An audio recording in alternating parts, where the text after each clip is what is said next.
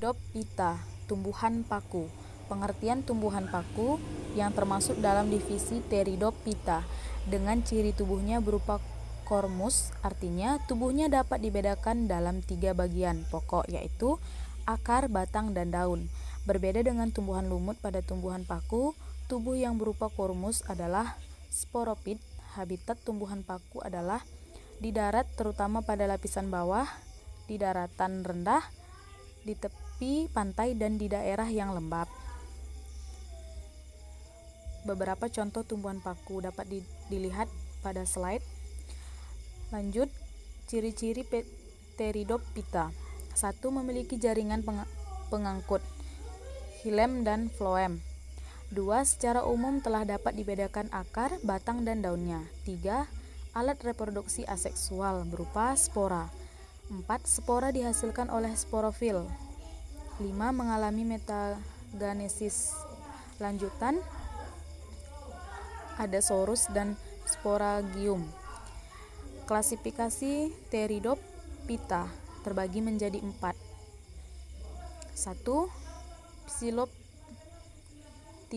atau paku purba. Paku purba meliputi jenis-jenis tumbuhan paku di sebagian besar telah punah.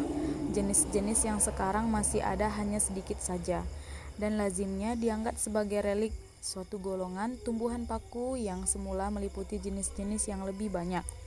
Warga paku purba merupakan paku telanjang atau tidak berdaun, atau mempunyai daun kecil, mikrofil, yang lebih terdiferensiasi. Ada di antaranya yang belum mempunyai akar. Paku purba bersifat homospor. Yang kedua adalah paku rambat atau paku kawat. Batang dan akar-akarnya bercabang-cabang dan menggarpu.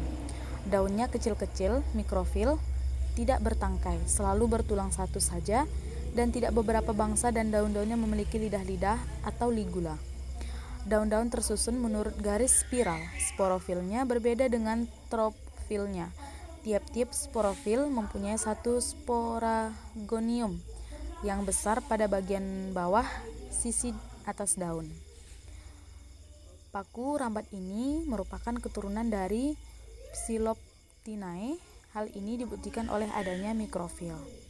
Yang ketiga adalah paku ekor kuda. Warga kelas ini sekarang masih hidup, umumnya berupa tanaman yang mempunyai tempat lembab. Batangnya kebanyakan bercabang-cabang, berkarang, dan jelas kelihatan berbuku-buku dan beruas-ruas. Daun-daun kecil seperti selaput dan tersusun belakang. Sporofil selalu berbeda dengan daun biasa.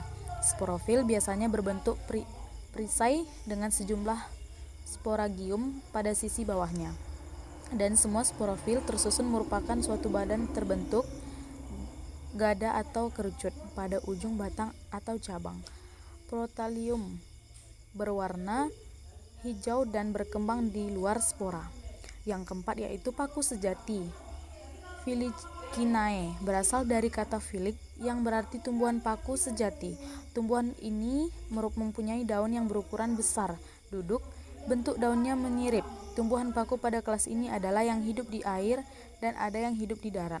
Tumbuhan paku yang hidup di darat, sporagiumnya terbentuk dalam sorus, sedangkan yang hidup di air, sporagiumnya terbentuk dari sporokarpium. Di sini adalah metagenesis tumbuhan paku. Lanjut, ini adalah siklus Pteridophyta. Dapat dilihat. Yang ini adalah reproduksi Pteridophyta. Ini adalah peralihan antara homospora dan heterospora. Manfaat tumbuhan paku. 1. Sebagai tanaman hiasan, contohnya paku tanduk rusa. Yang kedua, paku sarang burung. 3. Suplir. Yang keempat, paku rane. 2. Sebagai pupuk hijau, contohnya adalah ganggang biru. Sebagai bahan penghasil obat-obatan atau Asipilium filigmas. Sebagai pelindung tanaman dan persemaian. Sebagai sumber bahan baku pembentuk batu bata. Tumbuhan paku yang sudah mati pada zaman purba.